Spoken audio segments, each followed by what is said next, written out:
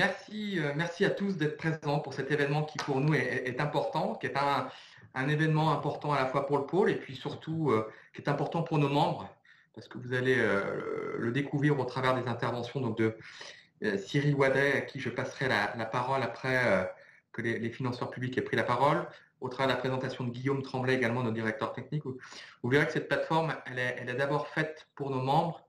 Elle est importante, je dirais, dans le contexte actuel, puisque c'est une plateforme qui va vous permettre d'échanger entre vous, de partager de l'information, de partager du business, de partager des possibilités de partenariat sur des programmes de R&D, sur des actions à l'international. Bref, c'est une plateforme qu'on a voulu ludique, très didactique, très efficiente. Et je dirais que ça prend encore plus de sens compte tenu du contexte actuel. Alors, avant toute chose, je souhaiterais excuser Philippe France qui malheureusement ne peut pas être avec nous ce matin. Donc Philippe France, le président de l'association, qui, vous en doutez, enchaîne les réunions de crise compte tenu du contexte.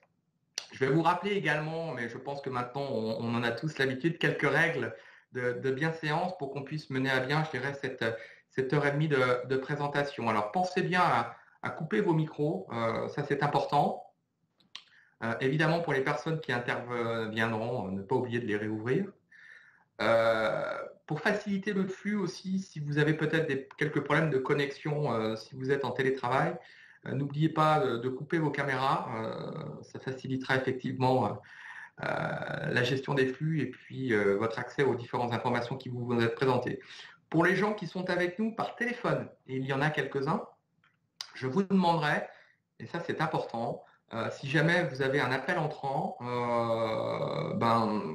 évidemment de ne pas le prendre, mais si c'est urgent, eh bien de vous déconnecter, je dirais, du webinaire, c'est clé, parce que sinon on va entendre en permanence un petit message d'attente qui malheureusement viendra polluer les échanges et les présentations. Donc évidemment, n'oubliez pas de vous reconnecter dès lors que vous aurez terminé vos échanges. Et avant de démarrer, je souhaiterais remercier bien évidemment tout d'abord nos financeurs publics, sans qui cette plateforme Nuclear Valley Link n'existerait pas aujourd'hui. Quand je parle de financeurs publics, je parle de la région Bourgogne-Franche-Comté, où je dirais subventionne, accompagne le pôle depuis 2005 maintenant. Donc je remercie Catherine Ledet, la chef de service innovation et filière de la direction économique, d'être présente avec nous aujourd'hui. Elle dira d'ailleurs quelques mots sur cette plateforme. Je remercie également notre deuxième financeur public qui accompagne, qui a cofinancé cette plateforme aux côtés de la région Bourgogne-Franche-Comté. Je parle évidemment du Conseil régional Auvergne-Rhône-Alpes. Et je remercie Clotilde Barbeau, que l'on voit ici à l'écran, qui est la responsable du service action sectorielle de la direction économique de la région, d'être également avec nous. Et elle aussi dira quelques mots après mon introduction. Donc, merci à vous deux d'être présents et merci à nos deux conseils régionaux d'être à nos côtés et d'avoir cofinancé cette plateforme. Enfin, pour la partie remerciements, évidemment, je souhaiterais remercier Cyril Wadet, qui est le CEO de la société Vaudou, qui a accepté de relever les manches et comment dirais-je, relever les enjeux de délais relativement courts pour nous aider, pour qu'on puisse développer ensemble cette plateforme. Et puis, je souhaiterais remercier également Céline Chapeau, la responsable commerciale de Mister Harry, je dirais qu'elle est un des partenaires historiques du pôle pour la partie site internet et qui également a accepté, je dirais, de relever des défis pour être à l'heure de la relance, pour nous accompagner sur le développement de cette plateforme. Donc, merci à nos deux partenaires, merci à nos deux financeurs. Alors, un petit peu d'historique sur le pourquoi du comment de cette plateforme. Alors, c'était un projet en fait que l'on avait dans les cartons dans le pôle depuis à peu près 2019, courant 2019, où on s'était dit que ce serait bien effectivement qu'on puisse avoir une plateforme économique, une plateforme numérique pour que l'ensemble des membres finalement de notre communauté puissent partager de l'info et puis rentrer en relation, parce qu'on s'aperçoit qu'effectivement, par téléphone ou par mail, on arrive très vite je dirais, à toucher les limites du système, puisque je vous rappelle qu'aujourd'hui, on a presque 300 adhérents, hein, donc c'est conséquent. Et donc, il nous fallait accélérer ça. Et aujourd'hui, on était persuadé avec Guillaume, et puis surtout le président Philippe France, qu'on allait trouver un outil sur le marché pour nous aider à remplir cette ambition. Et évidemment, là-dessus, en mars, est arrivée la crise sanitaire, avec dans la foulée le début de la crise économique. Et finalement, cette idée qui était dans les cartons, eu égard au premier échange que l'on avait eu durant la première période de confinement avec plus de 120 dirigeants, qui nous avaient fait part de leur souhait de pouvoir être en lien, être en contact, leur souhait qu'on les aide à faire du business, leur souhait qu'on les aide à rentrer en relation pour monter des projets collaboratifs de R&D. Finalement, cette idée qui était dans les cartons, on l'a ressortie des cartons et on s'est très vite mis en chasse d'un partenaire potentiel qui pourrait nous aider, sachant que le parti pris que l'on avait, c'était de ne pas partir de zéro pour une plateforme, parce que sinon, cette plateforme aurait pris vie peut-être en 2021, voire 2022, parce qu'on sait que développer une plateforme numérique, ça prend énormément de temps. Donc, le parti pris qu'on a eu, c'était de trouver un partenaire qui avait une plateforme qui ressemblait qui avait, je dirais, des fonctionnalités très proches de nos attentes, avec lequel nous pourrions finalement, modulo quelques adaptations, très vite mettre en ligne une plateforme qui corresponde peu ou prou à nos attentes et surtout qui réponde aux besoins de nos membres, compte tenu du contexte crise.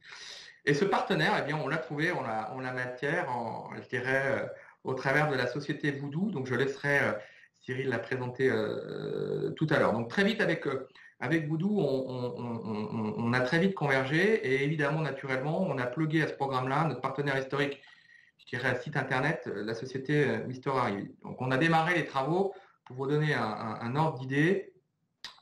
Tout de suite après le déconfinement, c'était courant mai.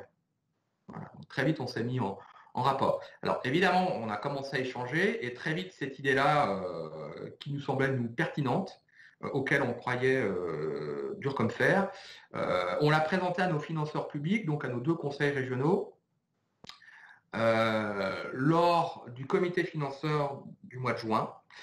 Et très vite, et je les en remercie, nos financeurs régionaux ont décidé de relever le défi et de nous donner le go. Go qui a été confirmé par le bureau du pôle en fin juillet de cette année. Donc vous voyez, on est allé très très vite. Tout le monde a joué le jeu, tout le monde s'est mis en branle. Donc ce qui donne aujourd'hui effectivement la plateforme que vous allez pouvoir avoir. Comme le précisera Cyril et Guillaume, mais cette plateforme elle est d'abord faite pour vous. C'est important, donc ça va être à vous de l'utiliser, de la faire vivre. Hein. La richesse de la plateforme, et je dirais tout l'intérêt que vous en aurez, sera évidemment complètement corrélé aux informations que vous rentrerez et aux appels à la communauté que vous ferez. Cette plateforme, elle est pour nous d'autant plus importante qu'on va pouvoir relayer tous les appels à projets des différents plans de relance, hein, notamment évidemment régionaux. Donc on va pouvoir adresser à l'ensemble de la communauté du pôle tous les dispositifs qui existent pour que vous puissiez effectivement aller chercher les subventions publiques de ces plans de relance. On va également y mettre dedans, et c'est important, toutes les actions collectives à l'international que l'on va lancer pour que chacun puisse avoir le bon niveau d'information, que chacun puisse participer aux différentes actions que nous lancerons dès cette fin d'année et en 2021. Et enfin, et ça c'est important, et c'est l'une des caractéristiques, je dirais, innovantes de ce type de plateforme, c'est que dès lors que vous accepterez de participer à une action, dès lors que vous releverez le défi de répondre par exemple à un appel à fourniture ou un appel à service, eh bien vous pourrez échanger de manière sécurisée, je dirais, sur cette plateforme-là, via 250 téraoctets que nous avons loués sur une plateforme souveraine basée en France chez Dassault Systèmes. Et donc ça, c'est important pour nous. C'est important évidemment pour les PME et les TPE de notre communauté et qui seront actifs sur cette plateforme, on leur garantit que l'ensemble des échanges qu'ils mèneront, je dirais, avec les donneurs d'ordre, que ce soit pour du business ou que ce soit pour des programmes R&D, eh bien, on vous garantit que l'ensemble de ces échanges seront cryptés et cybersécurisés. Et donc ça, c'est clé pour nous. Et quand on connaît aujourd'hui effectivement tous les risques qu'on peut avoir sur ce type de plateforme numérique, j'oserais même dire, c'est clé. Voilà, je dirais en quelques mots pour vous dépeindre le décorum de cette plateforme et toute l'historique qui nous amène à nous réunir aujourd'hui. Je passe la parole à Clotilde Bardot de la région Auvergne-Rhône-Alpes pour qu'elle puisse nous dire un petit peu quelques mots sur les raisons qui ont poussé la région Auvergne-Rhône-Alpes à accompagner le pôle pour le développement de cette plateforme. Voilà. Merci. Alors, je suis très contente d'être avec vous pour le lancement de cette plateforme. La région se réjouit vraiment de la mise en œuvre de cette plateforme. Le soutien de la région au pôle nucléaire Valais ancien fait partie de la stratégie régionale d'innovation déclinée dans les différents schémas stratégiques de soutien au développement économique, à la recherche, à l'enseignement supérieur, à l'innovation.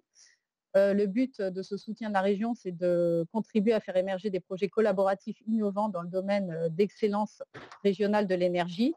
Et ce soutien vise évidemment la compétitivité des entreprises et le rayonnement de la région dans ce domaine d'excellence du nucléaire. Alors évidemment, les outils numériques sont de plus en plus incontournables. Leur usage stratégique pour les entreprises est également très important. On voit bien avec le Covid, avec les nécessités de distanciation sociale, les confinements, reconfinements, on voit bien que c'est crucial. Il faut aller vers des outils numériques pour favoriser l'innovation collaborative, favoriser l'action traditionnelle d'un pôle de compétitivité. Et donc, c'est pour ça que l'outil Nucléaire Valley Link nous a tout de suite semblé une réponse pertinente dans la période actuelle pour favoriser de manière sécurisée l'innovation collaborative, le développement des partenariats, le business, y compris à l'international. Donc, c'est pourquoi la région soutient cette initiative et je vous encourage tous à l'utiliser largement, sans modération. Merci Clotilde pour ces quelques mots. Je passe la parole maintenant à Catherine Ledet du Conseil régional Bourgogne-Franche-Comté. Oui, bonjour à tous. Donc, je vais être aussi assez rapide parce que pas mal de choses ont déjà été dites. Donc, effectivement, je confirme de la même façon que pour le Conseil régional Auvergne-Rhône-Alpes, quand on nous a fait cette proposition d'acquisition de cet outil numérique, on sortait à peine du premier confinement et ça nous a semblé vraiment répondre à un besoin de relation, de mise en relation qui était déjà apparu très, très fortement pendant le premier confinement et auquel le pôle avait été présent et avait répondu. Donc, nous avons foncé pour soutenir cette initiative aux côtés du pôle qui est effectivement notre partenaire sur la filière nucléaire depuis l'origine, que nous soutenons depuis 2005 pour la filière nucléaire. Le fait que l'outil soit sécurisé a été bien sûr un élément important pour cette filière spécifiquement. Donc tout le monde me dit du bien de cet outil que je n'ai pas en réalité encore pris en main ni vu ni appréhendé de façon très pratique.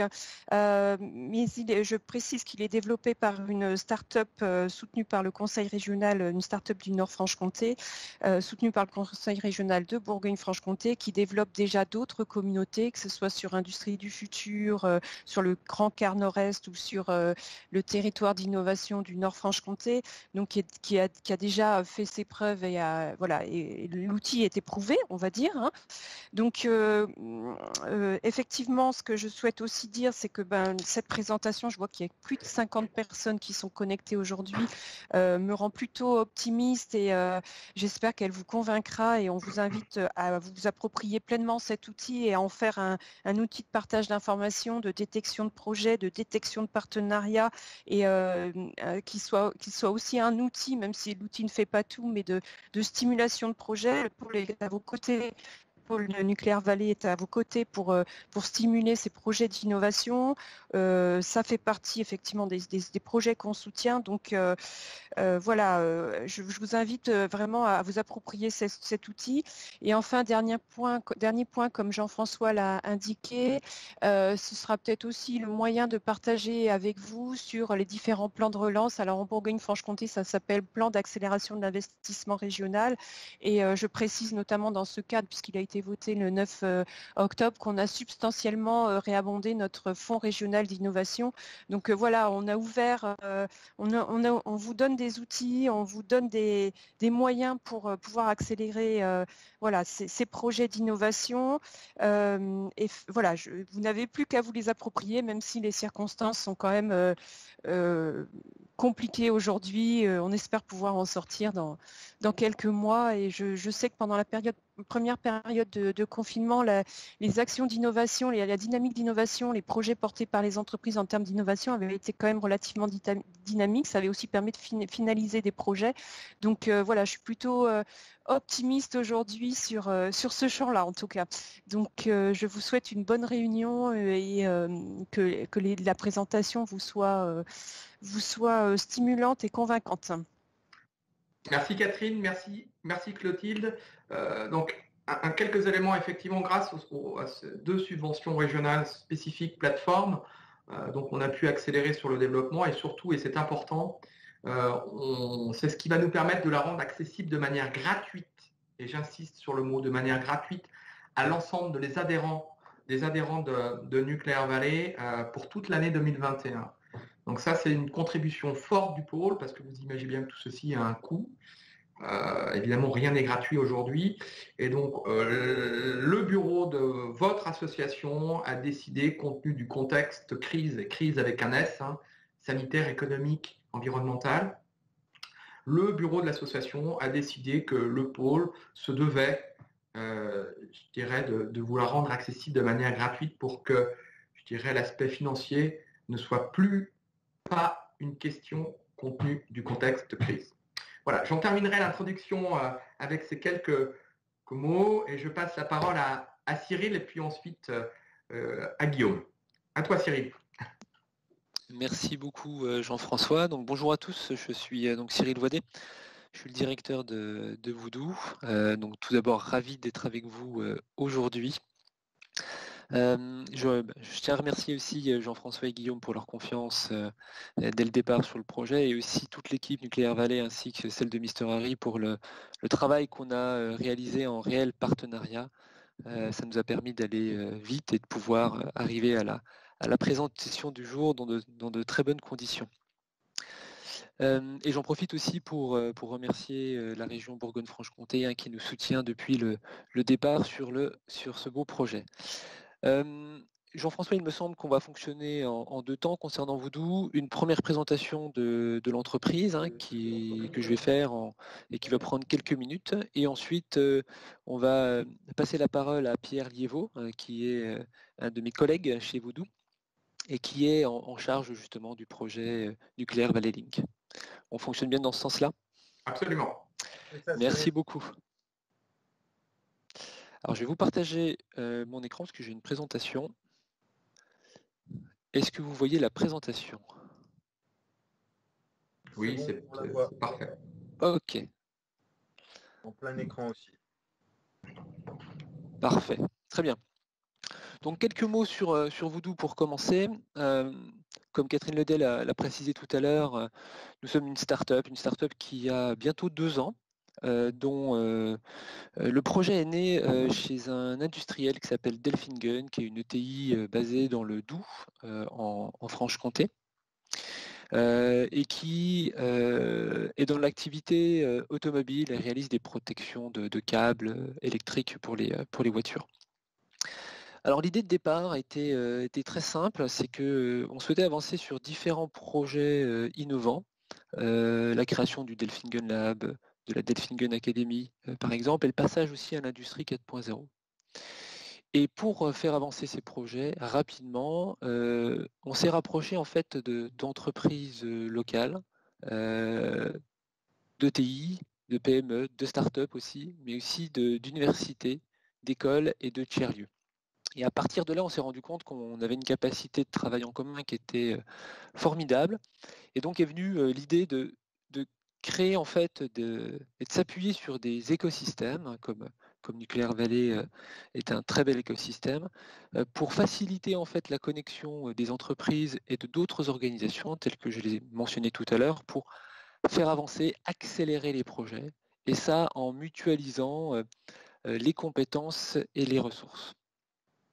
Et donc dans le timing dans lequel on est aujourd'hui, la première année a consisté pour nous à développer la plateforme, donc avec un partenaire très fort qui est Sogeti du groupe Capgemini, qui est toujours un de nos partenaires forts.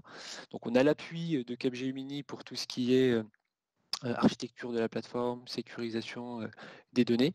C'est un gros plus pour nous et donc aussi un gros plus pour vous en termes de services. Et ensuite, on a constitué une première communauté autour de l'industrie 4.0 pour prouver notre concept. Et on a pu bénéficier très rapidement d'une très belle levée de fonds soutenue par des partenaires régionaux tels que Invest PME, tels que deux banques qui sont le Crédit Agricole, la Banque Populaire en termes de fonds start-up, et bien sûr le soutien de la région Bourgogne-Franche-Comté et de BPI. Alors comme je vous l'ai dit, notre métier, il est de connecter les entreprises et les organisations qui l'entourent, ce qu'on appelle l'organisation qui les entoure, ce sont les écoles, les universités, les tiers-lieux, pour faciliter la réalisation et l'accélération de projets. Et ça en mutualisant les compétences et les ressources, dont les ressources matérielles. Une communauté idéale est une communauté qui est composée d'entreprises, de tout type d'entreprises, start-up, PME, grands groupes, mais aussi d'autres organisations. Ce que l'on souhaite, c'est de pouvoir avoir la plus grande diversité possible de compétences et de ressources au sein d'une communauté. Aujourd'hui, on travaille avec plusieurs écosystèmes, plusieurs communautés déjà créées, dans lesquelles il y a déjà des projets qui avancent. Tout d'abord, la communauté Industrie 4.0 basée dans le Nord-Est, avec cette thématique qui est extrêmement importante pour les industriels. Une communauté autour du territoire d'innovation Nord-Franche-Comté, composée de 200 membres et dont les thématiques sont l'industrie 4.0 aussi et l'hydrogène. Des communautés autour des campus des métiers et qualifications en Île-de-France et dans le Creusot, avec le volume de membres que vous voyez ici, donc 560 membres et 200 membres. Un sur tout ce qui est conception et construction automobile, et le campus des métiers et qualifications ITIP sur l'industrie 4.0. Et bien sûr, cette nouvelle communauté aujourd'hui avec la plateforme Nuclear Valley Link, qui débute avec 500 membres, et donc on est totalement ravis de travailler avec vous.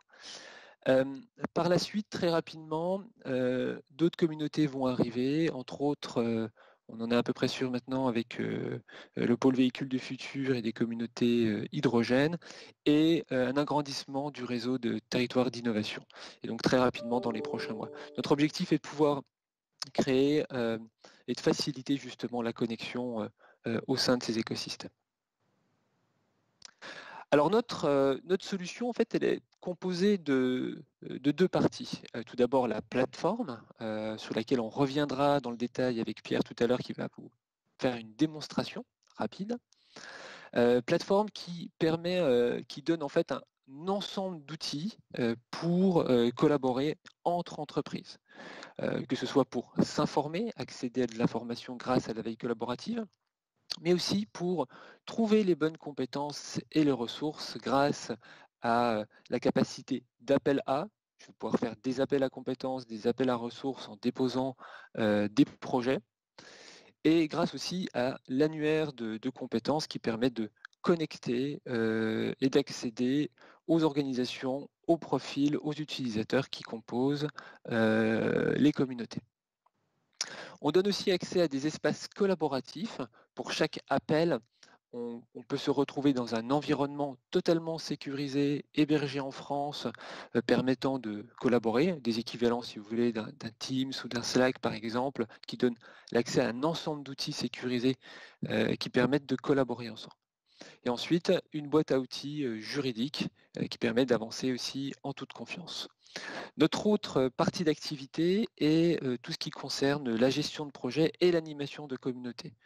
On appuie les écosystèmes dans l'animation pour garantir le développement des usages, l'utilisation de la plateforme. Je précise qu'au sein de la plateforme, il y a possibilité en fait d'avoir 3 niveaux de collaboration. Quand on fait un appel A, on le verra tout à l'heure, on peut soit faire un appel au sein de son entreprise, de son organisation, si je souhaite décloisonner par exemple en intersite ou en interservice si je suis dans une grande entreprise. Au sein de ma ou mes communautés, plusieurs communautés seront sur différentes thématiques seront créées au sein de Nuclear Valley Link, ou soit le rendre visible si je souhaite qu'il soit visible globalement au sein de toutes les communautés de Nuclear Valley Link. Notre plateforme est utilisable sur l'ensemble des devices, que ce soit en mode desktop sur un PC ou sur un Mac, ou grâce à son application sur tablette et mobile.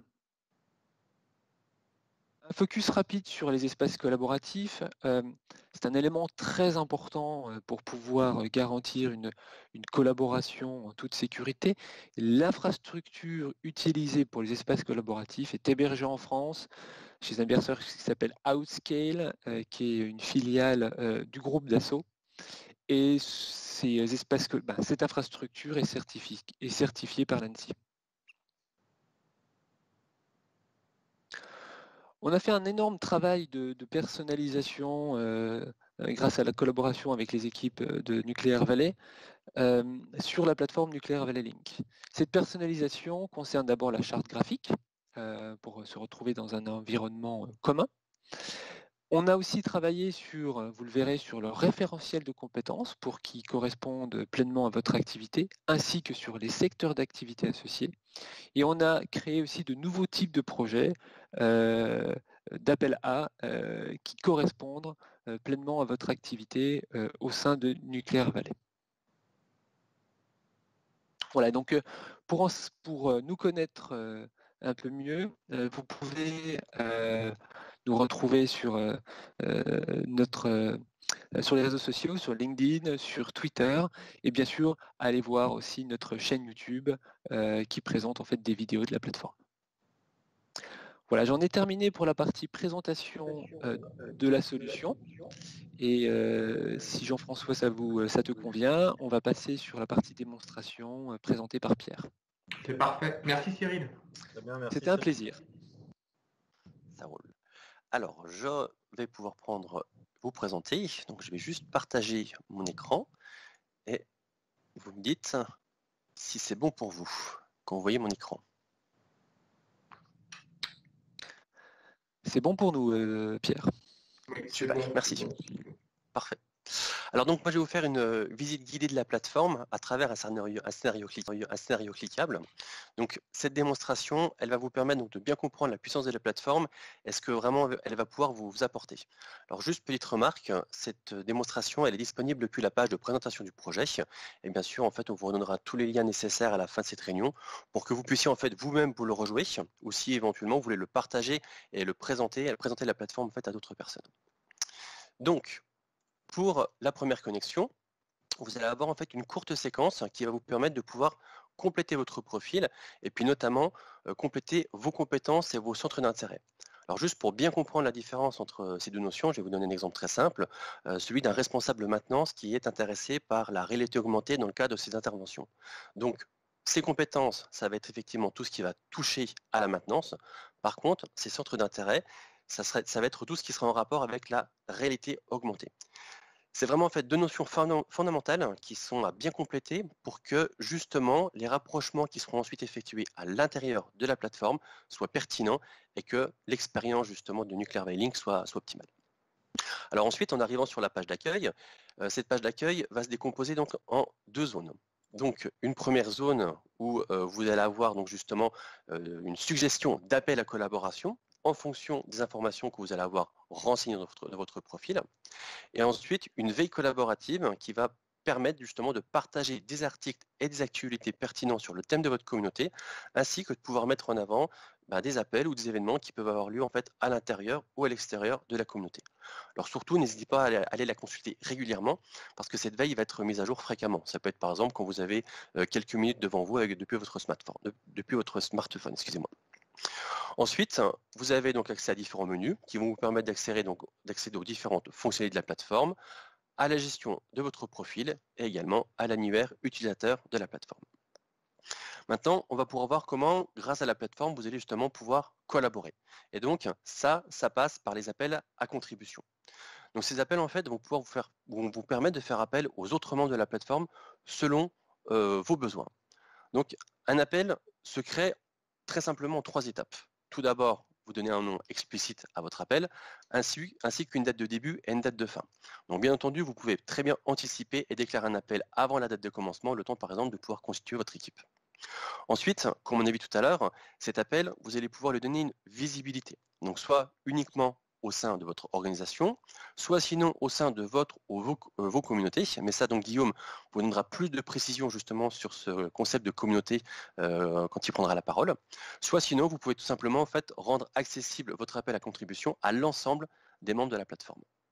Et ensuite, vous allez pouvoir définir dans quelle catégorie se place votre appel. Alors, juste pour illustrer, voilà quelques exemples d'appels à contribution que vous déclarez. Si par exemple vous recherchez un nouveau fournisseur, vous souhaitez tout simplement en fait relocaliser votre approvisionnement. Si vous souhaitez répondre à un appel d'offres, mais que par exemple vous n'avez pas en fait vous pouvez pas en fait cocher toutes les cases, à ce moment-là vous pouvez faire appel à un partenaire. Si par exemple vous avez aussi un sujet de thèse et que vous souhaitez en mettre un universitaire dessus, ou bien encore si vous souhaitez par exemple chasser en meute sur un nouveau territoire et que vous voulez en fait trouver des partenaires pour vous accompagner sur cette démarche. Donc pareillement, Guillaume reviendra sur ces différents types de projets pour que vous ayez vraiment une idée plus précise de tout ce qu'il est possible de faire avec la plateforme. Ensuite, vous allez donc pouvoir passer à l'étape numéro 2, qui est cette fois-ci en fait la description de votre appel. Donc là, vous allez pouvoir remplir plusieurs champs, le contexte, les objectifs, ce que vous attendez de la part des participants à votre appel, et enfin une description détaillée. Et puis bien sûr, vous allez pouvoir mettre une image pour pouvoir en fait illustrer votre appel. Ensuite, vous allez aussi pouvoir déterminer comment justement vous allez collaborer sur cet appel. Donc, si vous avez déjà des outils que vous maîtrisez, tels que Slack ou Teams, vous pouvez alors directement les réutiliser en indiquant simplement en fait, l'URL vers votre groupe de travail. Sinon, la plateforme, elle va vous permettre de mettre directement un espace collaboratif avec tous les outils nécessaires pour pouvoir suivre justement votre appel à contribution. Je reviendrai en fait juste après sur ces espaces collaboratifs. Et enfin, quand vous avez donc terminé, la dernière étape, tout simplement, c'est de pouvoir renseigner donc quels sont les centres d'intérêt associés à votre appel, ainsi que les compétences que vous recherchez. Ensuite, vous n'avez plus qu'à demander la publication et votre appel sera alors donc disponible sur la plateforme et tous les membres vont pouvoir venir le consulter. Alors, chose très importante, dès la publication de votre appel, une notification va être directement envoyée à l'ensemble des personnes qui vont avoir un match entre les compétences et les centres d'intérêt renseignés dans leur profil, ainsi qu'avec ceux qui sont justement renseignés dans votre appel. Ce qui fait que dès qu'en fait un projet finalement les concerne ou peut les intéresser, ils seront automatiquement prévenus par mail. Et bien sûr, à partir de là, ils vont pouvoir postuler. Et bien entendu, c'est toujours le porteur de l'appel qui va gérer son équipe et qui va pouvoir déterminer justement qui va pouvoir le rejoindre. Alors pour terminer, juste un focus sur les espaces collaboratifs. Comme je disais tout à l'heure, si vous en demandez un lorsque vous créez votre appel, la plateforme va automatiquement vous en mettre un à disposition. Et dès qu'un nouveau participant sera donc accepté et validé, automatiquement ce participant sera rajouté au groupe. Vous n'aurez donc rien à gérer par rapport en fait à la gestion du groupe. Et donc, par rapport à un espace collaboratif, vous allez donc retrouver plusieurs outils. Déjà, une messagerie instantanée, un fil de discussion qui remplace en tout cas avantageusement les multiples échanges de mails qu'on peut avoir dans un projet. Ensuite, un espace documentaire partagé pour avoir toujours la dernière version des documents. Une base de connaissances type Wikipédia. Un outil de gestion de projet qui se rapproche de Trello, pour ceux qui connaissent, qui permet vraiment de découper le projet sous forme de tâches, et ce qui est vraiment très pratique pour pouvoir suivre l'avancement de son projet, et un agenda partagé. Bref, en fait, tout ce qu'il faut vraiment pour pouvoir travailler et avancer en mode collaboratif. Donc voilà, donc là, j'ai fini, j'ai fait le tour de la plateforme et donc vous pourrez donc retrouver le scénario depuis la page de présentation donc, du projet et bien sûr, comme j'ai dit tout à l'heure, on vous redonnera en fait toutes les informations pour pouvoir en fait accéder à ce lien. Voilà. Donc j'ai terminé et je laisse alors à ce moment-là la parole à Guillaume. Merci Pierre, c'était je pense un beau parcours utilisateur là que tu as présenté. Je ne sais pas si à ce stade on peut peut-être prendre quelques questions déjà puisqu'on avance bien dans l'agenda. Donc soit sur le fil de discussion, soit à la limite ouvrez vos micros et puis peut-être à ce stade posez déjà vos premières questions, soit à Cyril, soit à Pierre, soit à moi-même là sur ce qui vous a été présenté jusqu'à présent. Donc s'il y a une ou deux questions, on peut les prendre maintenant d'ores et déjà. Sinon je vais enchaîner avec ma partie.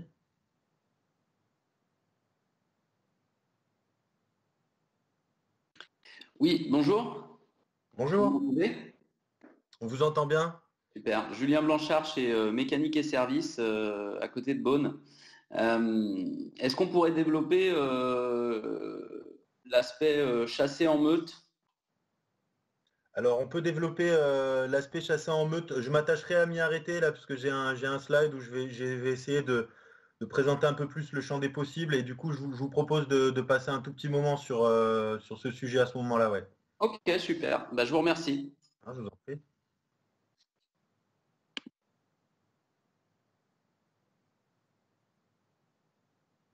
Allez, ok. Bah, je continue alors avec un peu d'informations descendantes. Et donc, c'est à mon tour de partager mon écran.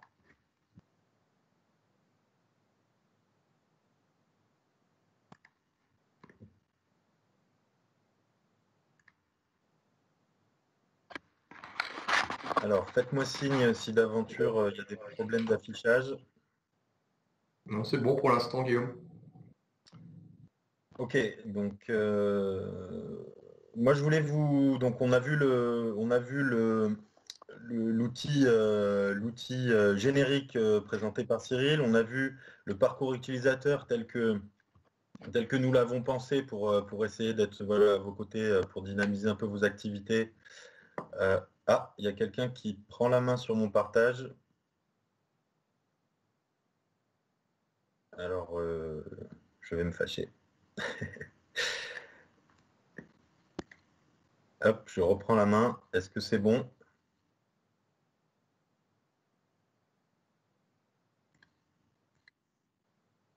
Ok, merci. Et donc, on a vu le parcours utilisateur dans la plateforme présenté par Pierre. Et donc, moi, je voulais vous donner un petit peu, un peu tout le lien en fait avec tout ce qu'on vous a présenté jusqu'ici, et puis peut-être essayer de répondre en anticipation à quelques questions de l'ordre de la tringlerie de détails. Et donc voilà, je vais essayer de remplir un peu tous les trous, et puis si vous avez des questions derrière, on prendra le temps d'y répondre. Donc déjà, Nuclear Valley Link, bon, vous l'avez compris, c'est connectez-vous. Alors connectez-vous comment? Via justement un accès quelque part facile à la plateforme. Donc une version desktop qui est le support qui permet le parcours cliquable là, qui vient de vous être présenté. Donc ce qui vous a été présenté, c'est exactement l'ergonomie de la plateforme de production sur version PC. Elle est aussi disponible en version mobile, à vrai dire c'est la même. Et donc on va regarder juste un tout petit peu comment accéder à Nuclear Valley Link. Donc il y a ce qu'on appelle en très bon français une landing page, donc une page d'accueil, dont vous avez le lien ici. Alors on pourra passer ces slides, donc je les chargerai dans le fil de discussion en fin d'intervention. Et puis sinon on vous les transférera par mail. Donc vous avez le lien là vers la landing page qui propose la démo interactive, c'est finalement le scénario cliquable que vient de vous présenter Pierre, et un lien pour vraiment se connecter. J'en profite pour vous mettre à disposition un flashcode là, que ce soit là maintenant en séance, en direct, ou que ce soit quand vous aurez reçu les slides, n'hésitez pas à flasher ce QR code. Ça vous envoie aussi sur votre, à ce moment-là, appareil mobile vers le scénario cliquable pour voilà, reprendre un peu le temps de dérouler ce que Pierre vient de vous présenter.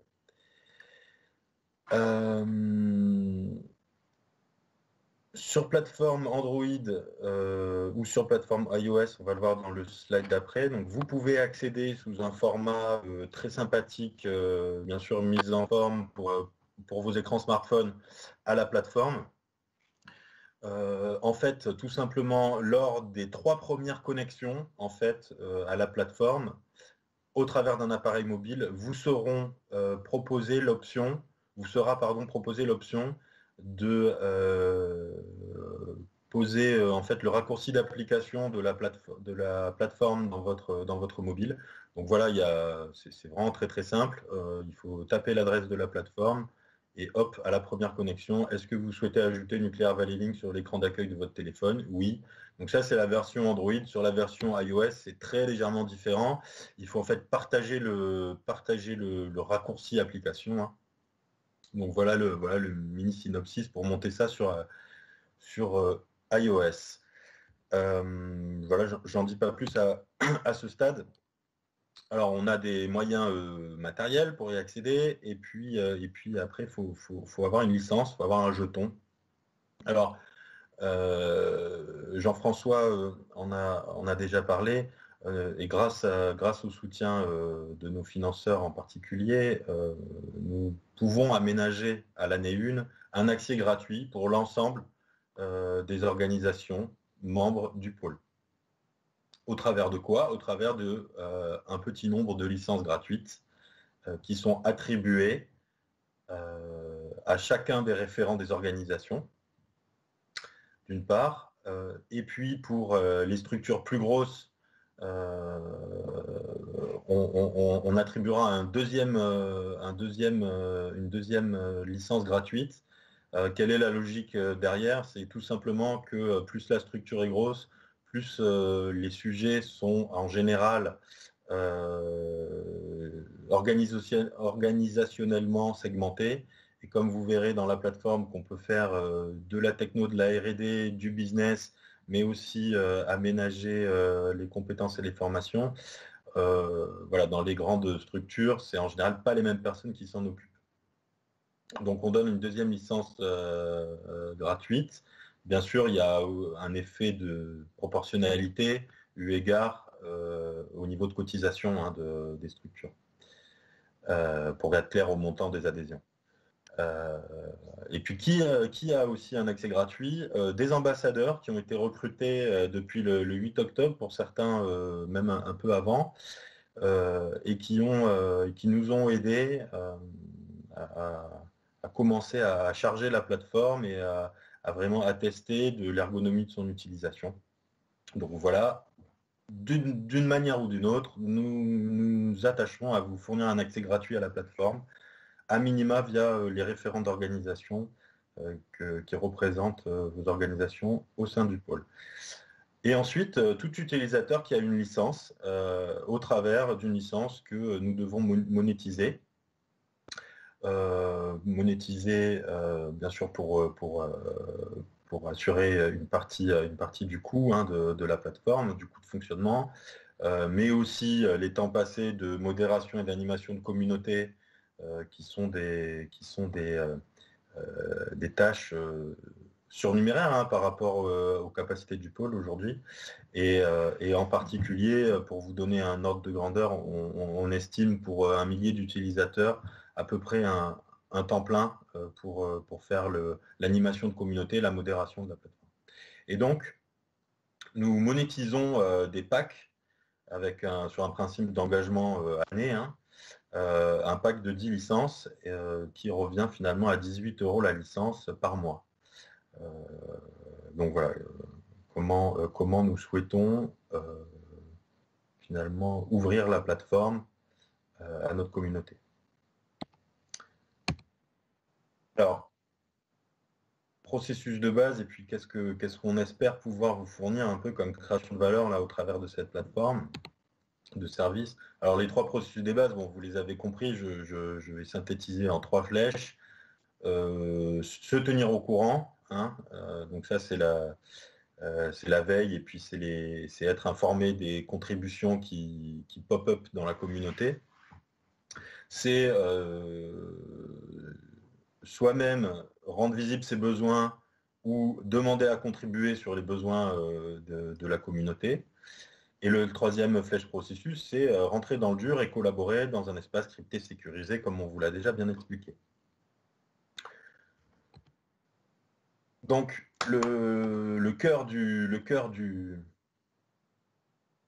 sujet, il est dans la flèche processus numéro 2 au premier chef, c'est-à-dire quel type d'initiative et quel type de besoins je vais pouvoir rendre visible et sur lesquels je vais pouvoir compter sur ma communauté. Et puis, de l'autre côté, quel type d'initiatives vont m'être proposées et sur lesquelles je vais pouvoir candidater finalement. Alors, ça reprend avec un visuel bien moins joli que celui qui est sur la plateforme, mais assez proche. Ça reprend finalement l'ensemble des catégories d'appels à contribution que nous espérons vous aider à dynamiser au travers de la plateforme. Alors, on a structuré avec... donc on est sur le bon coin, là, hein, on poste une annonce et puis il faut bien la ranger dans une catégorie pour la rendre lisible, visible, et pouvoir la retrouver, etc. Donc on est vraiment là-dessus. Quel type de catégorie de contribution on va dynamiser, puis il y a quelques phrases pour pitcher un petit peu, essayer de rendre visible ce qu'il est possible de faire. On a 4 briques orientées techno R&D. C'est les briques bleues, les familles, les catégories d'appel à contribution bleues. Donc une première famille, c'est de la boîte aux lettres à haute visibilité, où en fait il s'agit de relayer des initiatives déjà mûres, déjà portées par ailleurs, éventuellement déjà publiées par ailleurs sur d'autres plateformes, et de les relayer. C'est de la mise en visibilité. On peut aussi faire des appels à manifestation d'intérêt très larges, initier des enquêtes, des choses comme ça, des choses un peu prospectives. Sur les 3 autres briques bleues, on est vraiment là sur la contribution sur des innovations, sur des initiatives industrielles, sur de la R&D, et donc on est vraiment sur la catalyse de l'open innovation. Et donc on a fait un choix assez arbitraire, hein, qui vise à faire 3 catégories de projets, des projets plutôt prospectifs, plutôt amont, à forte plus-value académique. Donc on a pris un peu bêtement, facilement l'échelle TRL, mais ça a du sens. Donc disons, pour donner un ordre de grandeur, de TRL 1 à 3.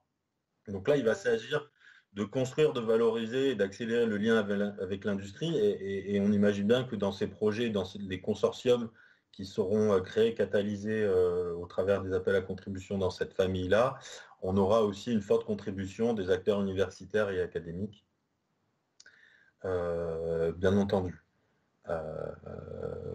Dans la troisième du coup catégorie, on est sur des projets qui sont vraiment sur du cœur de développement, TRL 4, 5 et 6. Donc là, on va chercher à encapsuler dans cette catégorie-là de contribution les initiatives dont la maturité industrielle doit certes encore être démontrée, mais avec un vrai potentiel. Et donc, il faudra bien entendu avancer techniquement, mais ce sera l'heure aussi dans ces consortiums-là, projets, de vraiment travailler sur la viabilité économique et la valorisation des travaux de R&D. Et enfin, la dernière brique, c'est les initiatives techno les plus mûres, hein, que ce soit de la R&D, que ce soit vraiment une dernière touche pour l'industrialisation, la qualification, la mise au marché, pourrait être rangée dans cette dernière catégorie. Donc, nous, dans nos usines à projets, vous savez bien que nous animons la communauté, les communautés DAS, hein, domaine d'activité stratégique. Donc, c'est autant d'usines à projets où on fait du travail open, explore, close pour vraiment se faire rencontrer les besoins des industriels et les projets de R&D qui peuvent y répondre. Donc les projets des DAS, DAS 1, DAS 2, DAS 3, DAS 4, les projets de la communauté numérique, etc., seront là-dedans. Ensuite, on a 3 briques jaunes. Et c'est là que je vais m'arrêter un petit peu sur l'aspect chasse en meute tout à l'heure. Où là, en fait, on souhaite vraiment dynamiser le B2B, le networking économique, la capacité à se regrouper en collectif pour mieux être performant, mieux être compétitif et tout simplement pouvoir se positionner parfois parce que tout seul, on ne sait pas attraper un lot tout corps d'état technique où on ne sait pas, en tout cas, l'attraper sur l'ensemble des secteurs d'activité qui sont proposés par un attributaire de marché ou un donneur d'ordre. Et donc, on peut tout à fait poster un appel à contribution. Voilà, j'ai trouvé tel appel à projet sur le portail EDF, j'aimerais bien y aller, mais je ne peux pas y aller tout seul. J'ai besoin d'une entreprise qui peut m'accompagner sur telle compétence, telle compétence, telle compétence, ou j'ai besoin d'un partenaire sur tel secteur, tel secteur. J'ai un besoin de sourcer de manière un petit peu agile, éventuellement hors de mon panel fournisseur qualifié, c'est sur un grand donneur d'ordre, parce que j'ai besoin d'agilité, j'ai besoin d'être un peu moins congénital, excusez-moi l'expression, sur mon tissu de fournisseur, parce que j'ai un sujet un peu mouton à 5 pattes qui arrive, et à ce moment-là, je peux essayer de sourcer largement au travers de la communauté, des entreprises, des organisations ou des collectifs d'entreprises et d'organisations qui peuvent m'aider à répondre à mon besoin. Ou au contraire, j'ai l'habitude d'acheter un peu loin, disons en Asie, et puis je me dis que c'est peut-être pas inintelligent de diversifier mes sources d'appro et d'en avoir un qui soit en local. Et à ce moment-là, ça peut tout à fait faire l'objet d'un appel finalement à l'intégration de supply chain, encore une fois, dont les répondants peuvent être seuls ou se regrouper à plusieurs. Ça peut être l'endroit pour acheter à plusieurs. Je suis une PME, j'ai besoin d'un palper Tridim tous les 36 du mois. Pour autant, ça reste critique sur ma capacité à remplir mes engagements. Est-ce qu'il n'y a pas quelque chose à jouer pour acheter cette machine à plusieurs avec des modes d'engagement à définir, etc. Donc voilà, j'essaye un peu d'illustrer, mais finalement, le champ des possibles, c'est simplement l'imagination de chacun pour pouvoir poster ses appels à la contribution et bénéficier du collectif. Alors sur le plan de développement à l'international, nous menons des actions spécifiques. Alors autant le mandat du pôle sur la labellisation R&D, il est national, autant sur le développement à l'international, nous menons vraiment des actions spécifiques en région, en tout cas pour les entreprises en région. Et donc là, c'est vraiment ces activités-là qu'on souhaite pouvoir dynamiser. Et donc, il y a des initiatives à l'export pour se regrouper en chasse en meute. Donc c'est Jean-Philippe Balaz dans le pôle qui centralise le club international. Donc, déjà, n'hésitez pas à le contacter. Hein. Et donc, en fait, par exemple, l'appel à contribution, c'est partager son portefeuille client au Kazakhstan. Et donc, l'initiative, c'est aller chasser en meute au Kazakhstan sur un principe de partage de portefeuille client pour essayer de mieux intégrer des marchés sur les pays cibles, en fait, qui peuvent constituer votre portefeuille de développement. On peut organiser, par exemple, des accueils de délégations étrangères mutualisés en créant un parcours de visite d'entreprise sur un territoire. Bon, voilà, je pense que ça illustre un peu suffisamment le type de manifestations qui peuvent être organisées au sein de la plateforme rangée dans la catégorie plan de développement international. Ensuite, on a 3 briques vertes. Alors en fait, à l'ouverture de la plateforme, donc aujourd'hui, la brique emploi, ne sera pas active. Donc, je vais vous expliquer tout de suite pourquoi. Nous avons l'ambition de fournir dans la plateforme, à court terme, une manière de dynamiser l'emploi. Pour autant, il est hors de question que la plateforme devienne le marketplace pour se piquer telle ou telle compétence entre nous, au sein de la communauté.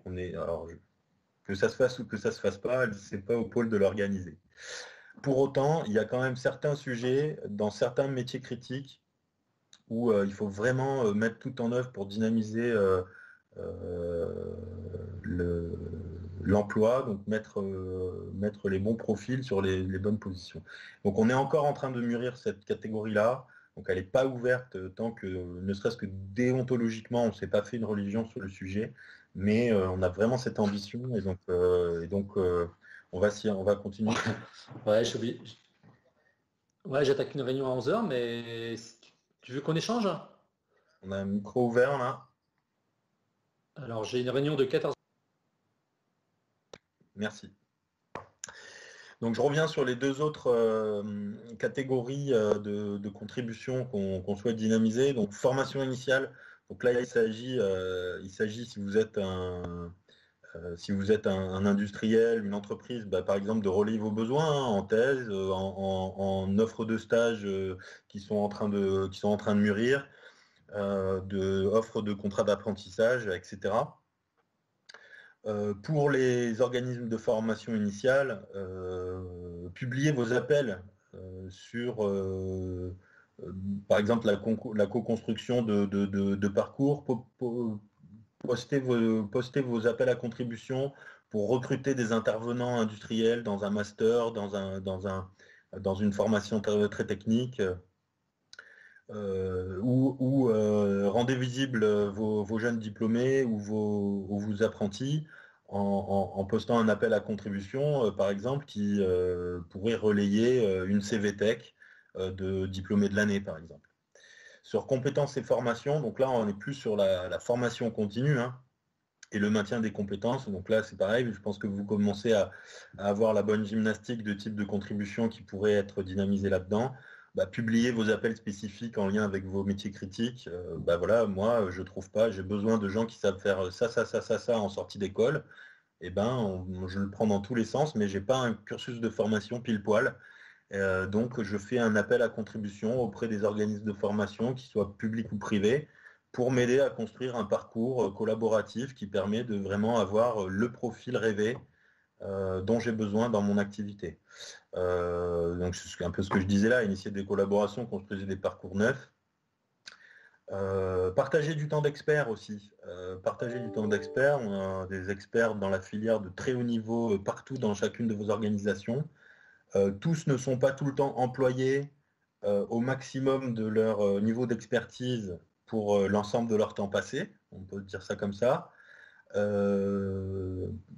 La plateforme peut être un lieu de proposition ou de demande de temps d'experts sur telle ou telle activité. Voilà, un peu sur le même principe de tout à l'heure, j'ai besoin tous les 36 du mois d'un coffret de niveau 3. Voilà, comment je peux y accéder en local, avec des partenaires.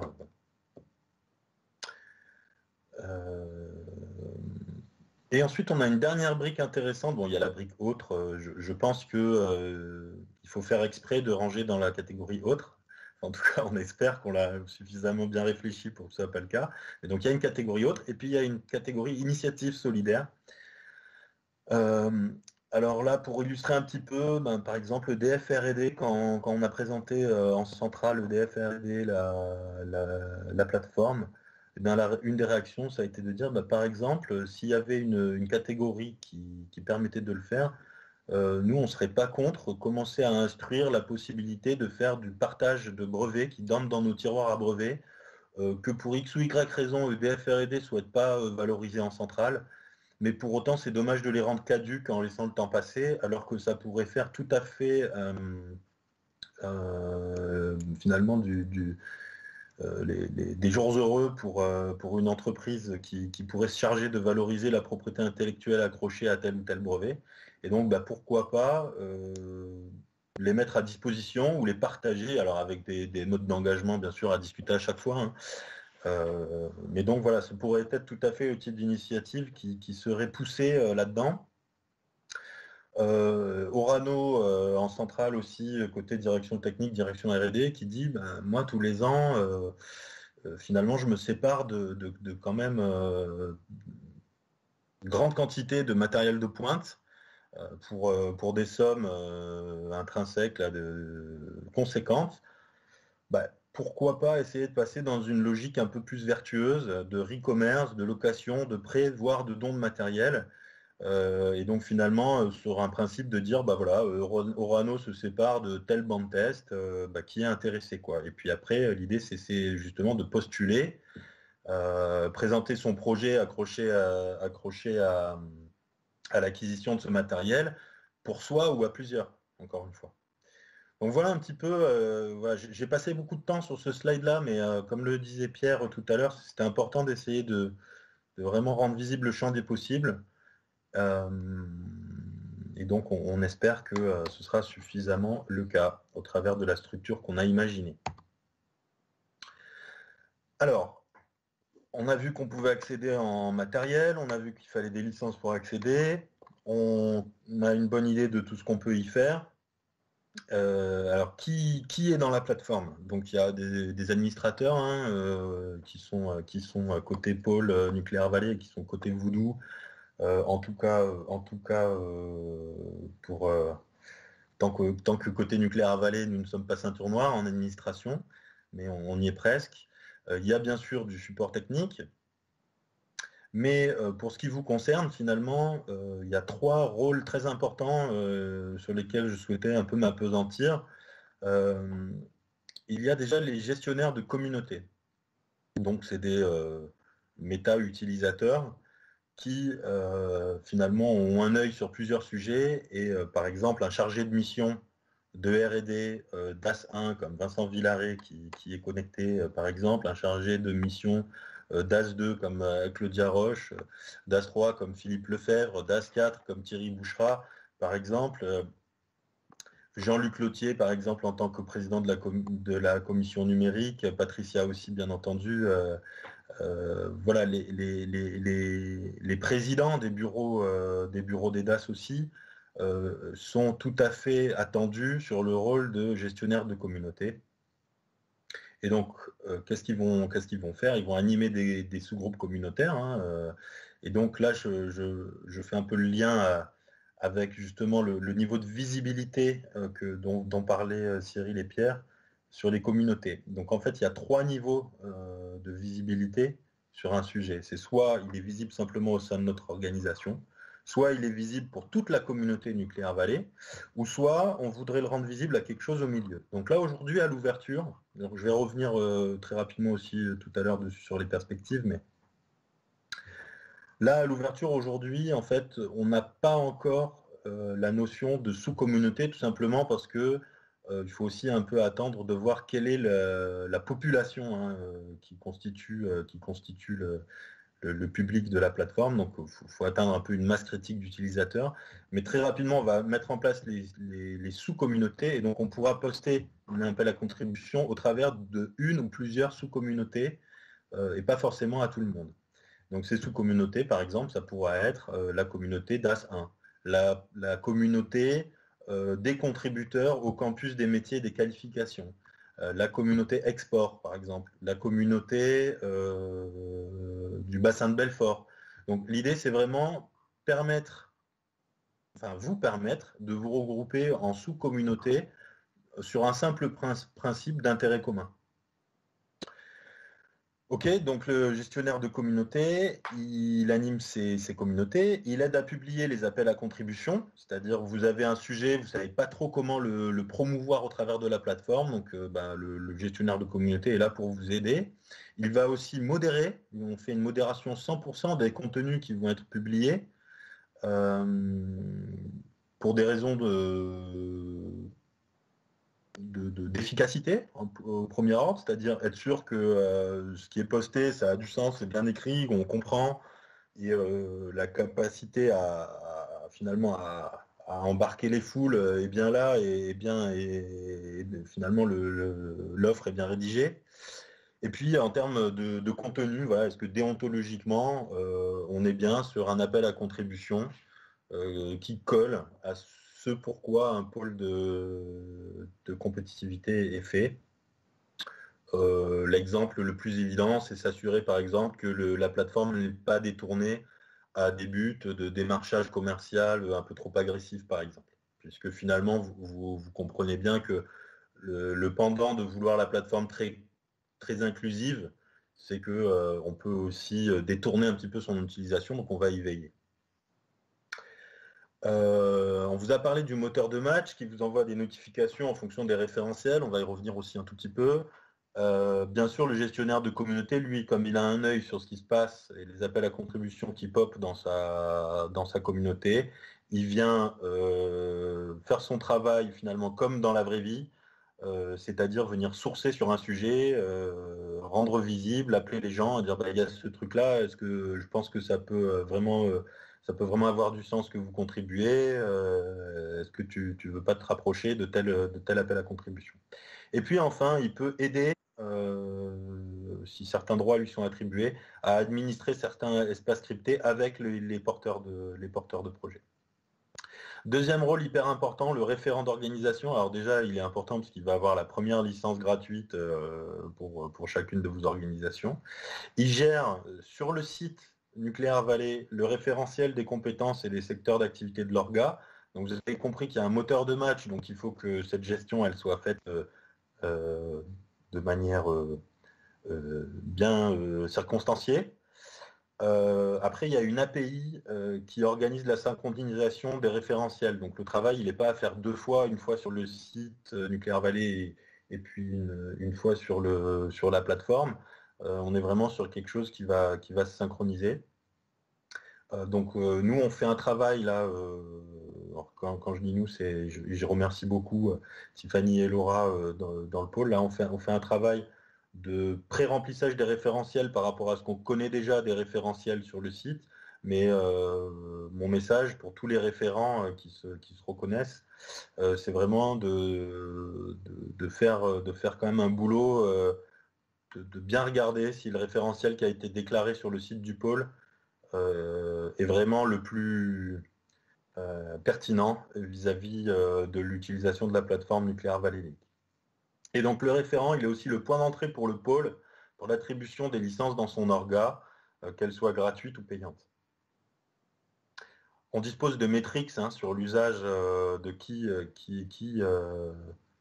finalement qui utilise la plateforme et quelle contribution en termes de volume d'activité, en termes de mesures de trafic est faite par telle ou telle personne.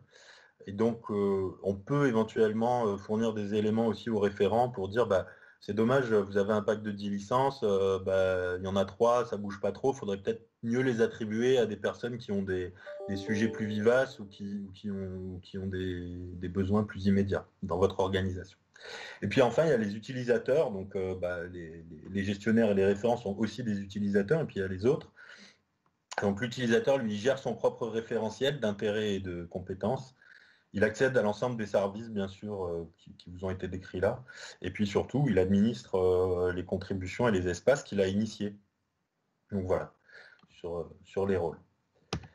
Alors les référentiels, Pierre vous en a dit déjà un mot tout à l'heure qui, je pense, était très très clair. Les référentiels disponibles sont en fait sur deux niveaux. Un niveau organisation, donc c'est encore une fois géré par le référent, vous l'avez compris maintenant. En termes de compétences métiers, de capacité à délivrer sur tel ou tel métier, technologie, et secteur de l'activité. Donc est-ce que je suis plutôt sur de l'aval du cycle et uniquement sur de l'aval du cycle? Est-ce que je suis au contraire sur le très amont? Est-ce que je suis strictement sur de l'ingénierie? Est-ce qu'au contraire je suis un fournisseur industriel? Voilà. Donc, j'interviens. Est-ce que je fais du service? Voilà, je suis pas forcément sur les mêmes secteurs d'activité et un soudeur en installation sur CNPE, c'est pas forcément les mêmes métiers ou voire forcément pas les mêmes métiers qu'un soudeur en usine sur du matériel semi-automatique. Voilà. Et puis enfin, il gère aussi le statut de son organisation. Bon, ça, c'est anecdotique. Les utilisateurs ont un référentiel aussi. Enfin, à vrai dire, ils en ont deux. Ils ont ce qu'ils savent faire, alors c'est-à-dire leur métier actuel et puis tous les métiers qui ont constitué leur carrière. Hein. Et ils ont aussi ce qu'ils savent faire et ils ont ce qui les intéresse. Donc, sous-entendu, qu'est-ce qui est susceptible de les intéresser pour collaborer en dehors de leurs compétences. Et donc voilà les référentiels qui vont servir à la plateforme pour faire le match et envoyer les notifications. Donc ça, vous avez compris, la déclaration d'un appel à contribution, propriété saisie manuellement, donc on vient attribuer des mots-clés quand on saisit un appel à contribution. Et puis, il y a des propriétés qui sont héritées, c'est-à-dire que l'initiateur d'un appel à contribution, il est raccroché à une organisation dont le référentiel est géré par le référent. Et en fait, les attributs de ce référentiel, ils sont hérités par chacun des utilisateurs. En fait, ils héritent aussi du référentiel de leur organisation. Et donc, les projets qu'ils initient aussi. Et donc, la notification automatique, donc vous l'avez compris, une fois qu'il y a une modération qui est faite sur 100% des sujets,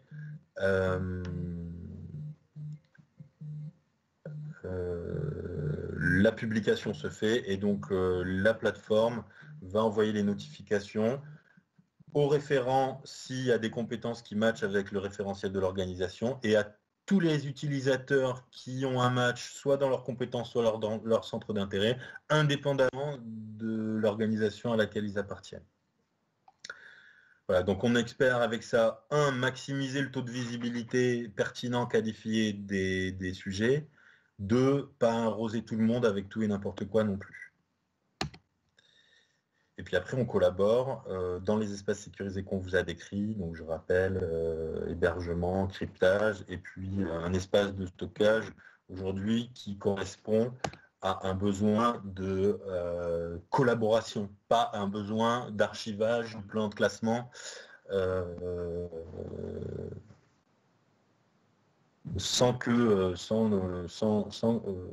ne suis pas en train de dire que c'est pas possible de l'organiser.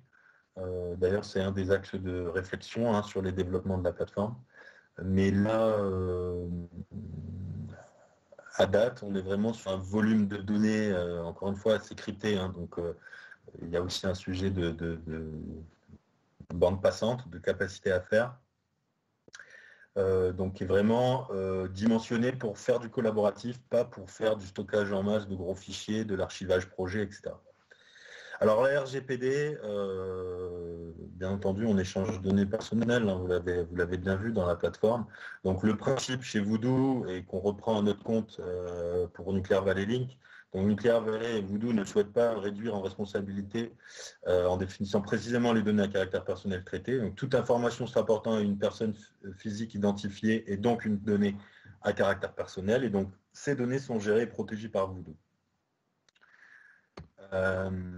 Comment ça marche? Donc, en tant qu'écosystème, Nuclear Valley est le responsable des données à caractère personnel de ses adhérents. C'est la gestion RGPD du pôle, on va dire, habituel, classique, qui est aussi proposé au travers de notre site web.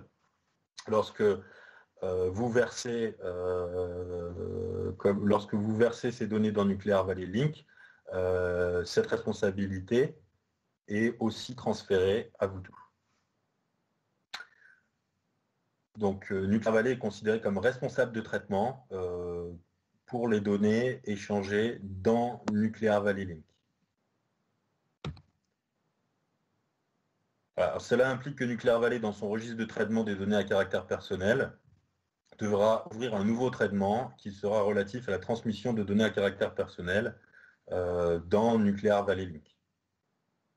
Donc, en gros, on coche que les données disponibles dans notre base de données sont synchronisées dans Nuclear Valley Link.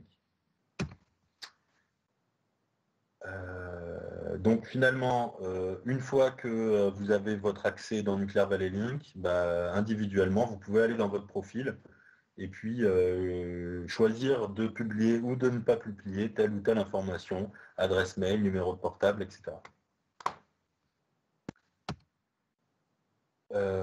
Ok, bon, je passe un peu puisqu'il est déjà 11h20. De toute manière, ces slides sont transmis et puis on pourra répondre aux questions spécifiques, soit juste après, soit offline. Alors, les perspectives. Aujourd'hui, nous sommes le 5 novembre, c'est l'événement de lancement. Nous avons déjà des ambassadeurs, je vous en ai parlé. Nous avons développé des kits de communication, donc nous allons transférer à chacun des référents ces kits de communication pour mieux diffuser les capacités et les modes de fonctionnement de Nuclear Valley Link dans leur organisation. Une perspective très intéressante, c'est que vous voyez en fait que cette plateforme a été vraiment pensée de manière un peu modulaire. Et donc, en fait, on a l'ambition de faire un appel à contribution justement dans la plateforme auprès de l'ensemble de la communauté du pôle pour voir si dans vos solutions numériques, vous n'avez pas des services qui pourraient être plugués à la plateforme parce que présentant un intérêt pour finalement le reste de la communauté.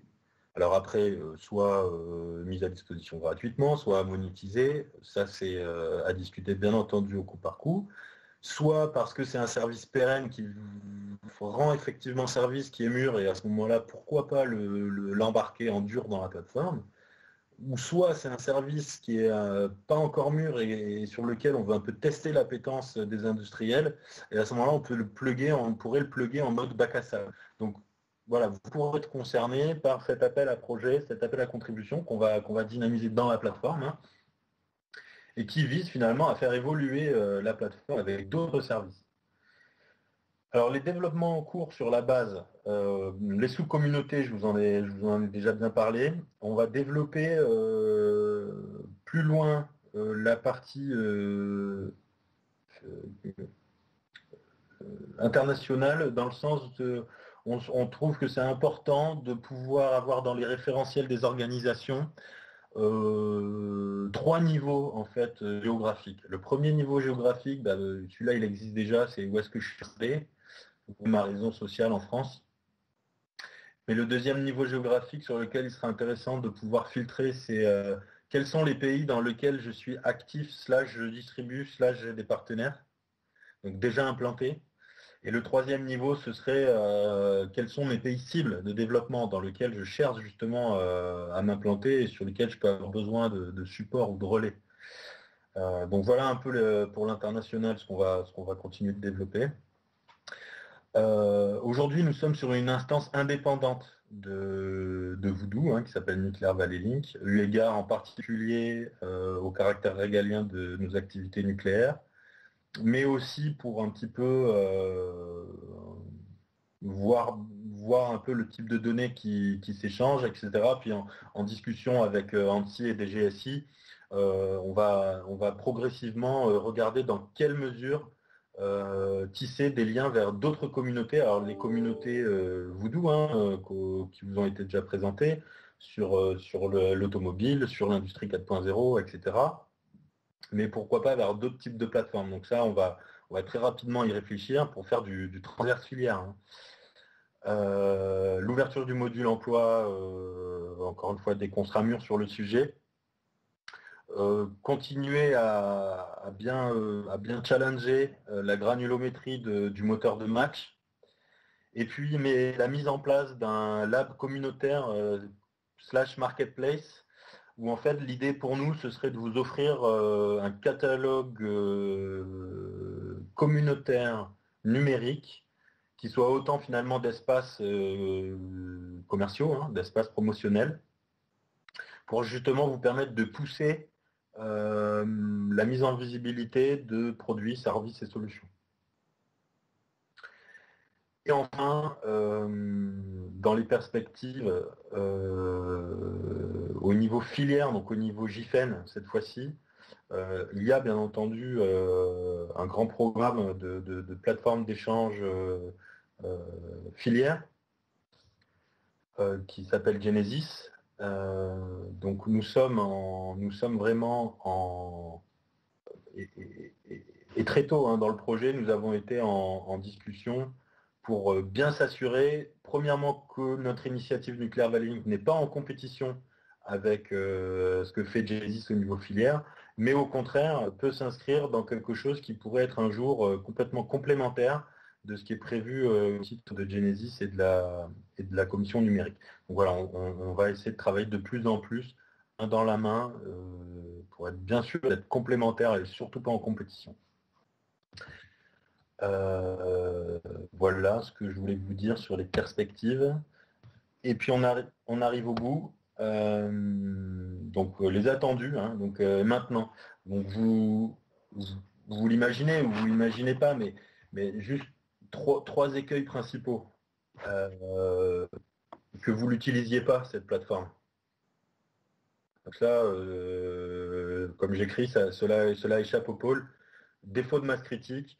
C'est sûr que si l'outil on ne l'utilise pas, on l'a acheté pour rien et notre plateforme n'échappe pas à la règle. Et donc nous allons mettre vraiment tout en œuvre pour vous démontrer que c'est vraiment un outil qui va permettre de démultiplier les actions du pôle. L'autre écueil, c'est le défaut de matching, c'est-à-dire que soit on vous arrose ou soit vous recevez rien. Donc ça, il va falloir qu'on le règle petit à petit. On espère que les choix qu'on a fait à l'ouverture sont d'ores et déjà pertinents. Et puis le fait qu'il y a un défaut de modération et d'animation par le pôle. Donc nous, on va se renforcer pour vraiment être à la hauteur de cette animation communautaire. Alors qu'est-ce qu'on attend collectivement de vous? Vous connectez avec les identifiants que vous avez reçus ou que vous allez recevoir sous très peu, puisque là, normalement, chaque référent d'organisation a reçu ses identifiants, chaque ambassadeur aussi, et d'autres pour les licences gratuites qui ont déjà été attribuées. S'inscrire à un des webinaires pour rentrer plus avant dans la formation sur la plateforme, vraiment la prendre en main, voire se faire accompagner en live sur une déclaration de contribution. 4 dates, vous allez recevoir un mailing, des coms, LinkedIn, enfin tous nos supports de com. Merci à Tiffany encore pour le travail fourni. Donc 4 dates, les 17, les 24, les novembre et les 1er et 12 décembre. Le 24 novembre, ça ne vous aura pas échappé. Ce sera donc un webinaire qui fera partie du programme des rendez-vous de Nuclear Valley, 4e édition, dont Jean-François va peut-être pouvoir dire un mot si je lui laisse une minute de temps de parole. Et puis surtout, identifier au sein de vos structures des sujets qui valent le coup pour vraiment s'appuyer sur le collectif et puis publier. Donc une équipe pour vous accompagner, vos interlocuteurs du pôle et puis Vaudou met aussi en place vraiment un support très actif pour vous aider à vraiment poster vos premières contributions puis démystifier le truc. Alors moi, pour démystifier, je reviens sur mon image. Si vous avez déjà posté une annonce sur Le Bon Coin, vous savez utiliser Nuclear Valley Link. J'en ai terminé et je passe peut-être la parole à l'auditoire là pour poser des questions ou au contraire Jean-François, tu dis un mot sur les 4e rendez-vous Nuclear Valley puis tu réponds aux questions après. Oui, on va procéder comme ça, Guillaume. Merci pour cette présentation. Comme l'a dit Guillaume, maintenant c'est à vous de jouer. On vous a développé une belle boîte à outils. À vous de vous en saisir. C'est un outil pour vous qui prend, je dirais, une importance très claire au regard du contexte dans lequel nous sommes aujourd'hui. Alors, c'est une des initiatives du pôle. Comme vous avez pu le voir, en dépit du contexte crise, on a été très actifs cette année et on va l'être encore plus l'année prochaine. Donc une autre grosse initiative, c'est les rendez-vous Nuclear Valley. Donc les rendez-vous Nuclear Valley cette année, comme vous avez pu le voir dans les différents canaux de communication, donc que ce soit via les messages de Tiffany, que je remercie, donc les messages mail ou via les comptes LinkedIn de l'association.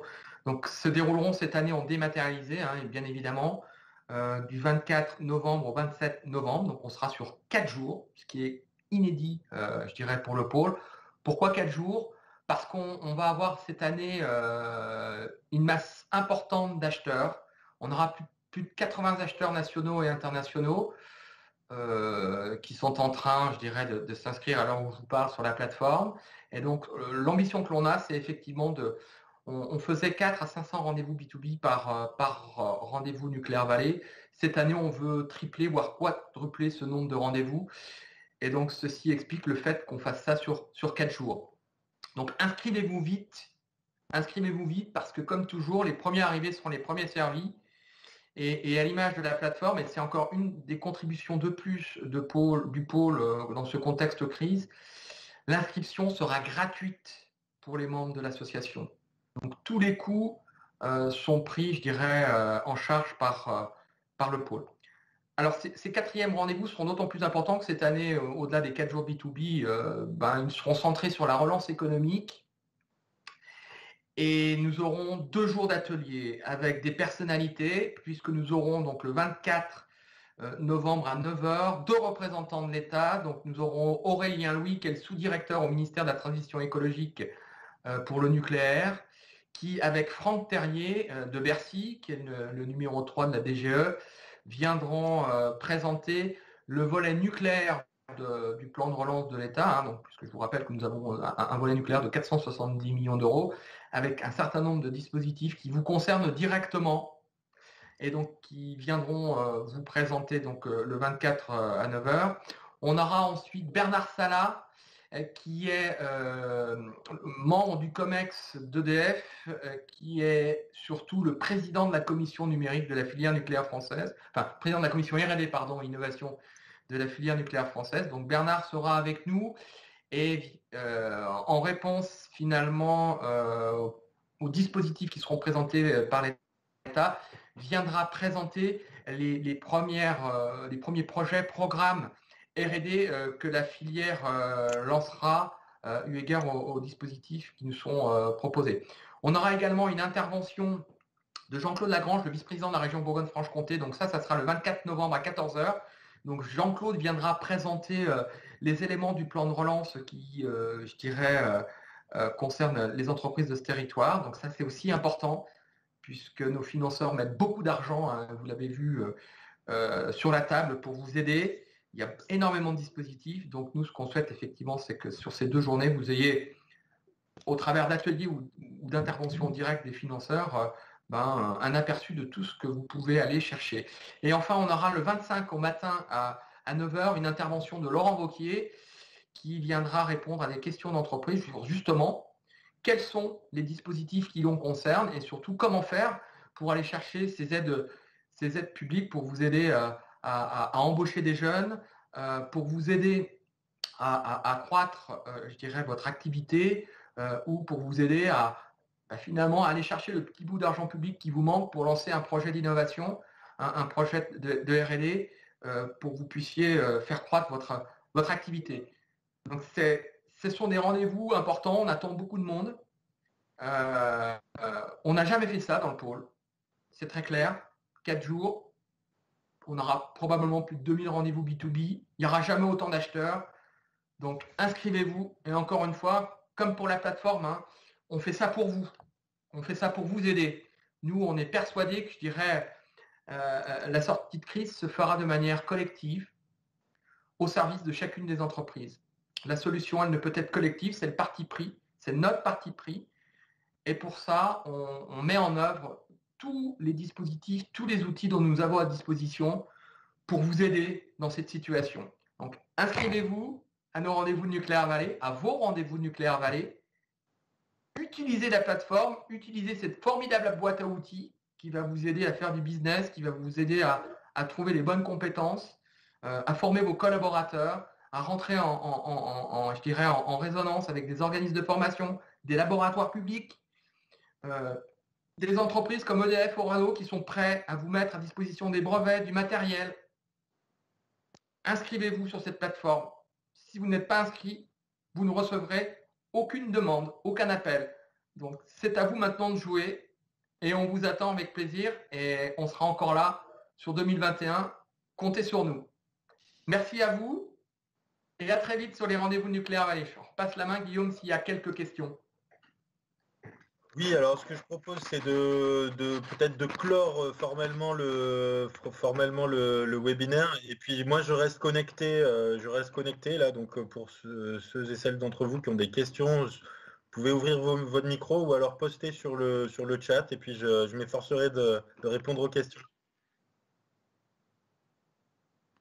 Et puis sinon, pour ceux qui doivent y aller, puisque je pense que tout le monde a des agendas bien chargés.